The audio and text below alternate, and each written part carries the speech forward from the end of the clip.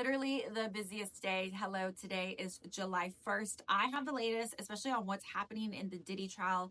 Just some recent details that just got dropped. What's up? My name is Jeanette Cruz. I'm a news anchor and podcaster. Make sure to follow me for more details. A jury in New York City has reached a partial verdict on 4 of the 5 counts against Sean Diddy Combs in his federal sex trafficking and racketeering trial. However, jurors were unable to reach a complete unanimous decision on the top charge, which is racketeering conspiracy, citing unpersuadable opinions on both sides. The judge has indicated that the jury will be instructed to continue deliberating on the remaining racketeering conspiracy charge, with both the prosecution and defense agreeing that it is too soon to give up on a full verdict. If you haven't been keeping up with this trial, here are some key points for you to remember. Combs faces charges of racketeering conspiracy, 2 counts of sex trafficking, and 2 counts of transportation to engage in prostitution. He has pleaded not guilty to all charges. If convicted, he could face a life sentence.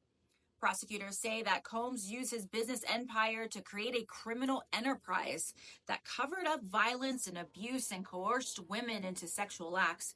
They argued that he used his fame, wealth, and power to commit crimes for decades, and that stops now. On the other hand, Combs' attorneys maintain his innocence, arguing that the prosecution failed to prove the charges and that the apparent sex acts were all consensual. They also claim that what happened between Combs and his ex-girlfriend Cassie was domestic violence, not sex trafficking, and that the prosecution was intruding into their private life.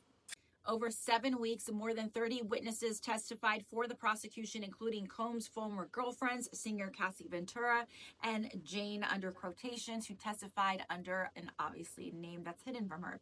They described alleged drug-fueled sex sessions referred to as freak-offs and hotel nights and violent incidents. Combs chose not to testify in his defense, and his lawyers did not call any witnesses, instead challenging the credibility of the accusers during cross-examination. Deliberations began on Monday, and a note came from the jury Tuesday afternoon indicating the partial verdict. There were also some earlier concerns from the jury about a juror who might not be following instructions and a request for clarification on drug distribution, an aspect of the racketeering conspiracy charge. I'll try and keep you posted as much as I can.